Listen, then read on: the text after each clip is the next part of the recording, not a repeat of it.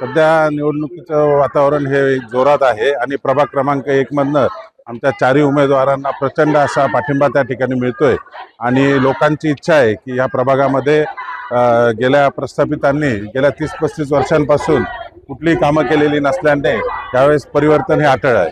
मी मतदारांना आता हेच आवाहन करणार आहे, येत्या 15 तारखेला धनुष्यबाणाच्या निशाणी समोरील बटन दाबून सर्व उमेदवारांना प्रचंड मतांनी विजयी करा. गेल्या 25 वर्षापासून तेच नगरसेवक पुन्हा पुन्हा सत्तेवर असतात. सत्तेतून पैसेतून सत्ता मिळवणं हाच एकमेव उद्दिष्ट जवळ ठेवून त्यांनी विकासामध्ये कुठल्याही प्रकारची कामं केलेली नाही.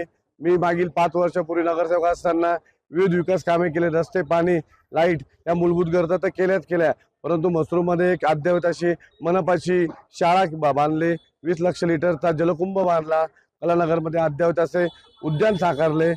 असे विविध विकास कामे मी करू शकलो. मी जर 5 वर्षात एवढे विकास कामे करू शकलो तर 30 वर्षामध्ये सत्तेत असून महापौर पोस्ट, स्थायी समिती सभापती पद बघून सुद्धा यांना कुठलाही प्रभागाचा विकास करता नाही आला.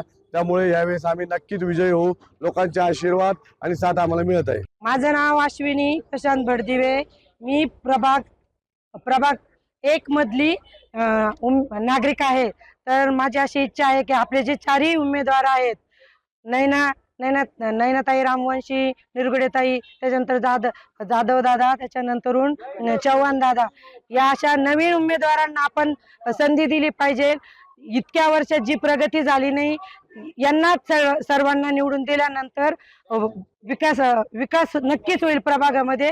आणि त्यांना सगळ्यांना संधी मिळावी अशी मी सगळ्या जनतेला विनंती करते आणि सगळ्यांना अशी नम्र विनंती करते का 15 तारखेला जे मतदान होणार आहे त्या मतदानामध्ये सगळ्यांनी धनुष्यबाणाला जास्त प्रमाणामध्ये मतदान देऊन विजयी करावे. धन्यवाद. प्रभाग क्रमांक 1 मधील मतदारांना विनंती आहे की यावेळेस येत्या 15 तारखेला शिवसेना या निशाणीवर बटन दाबून चारही उमेदवारांना प्रचंड मताने विजयी करा.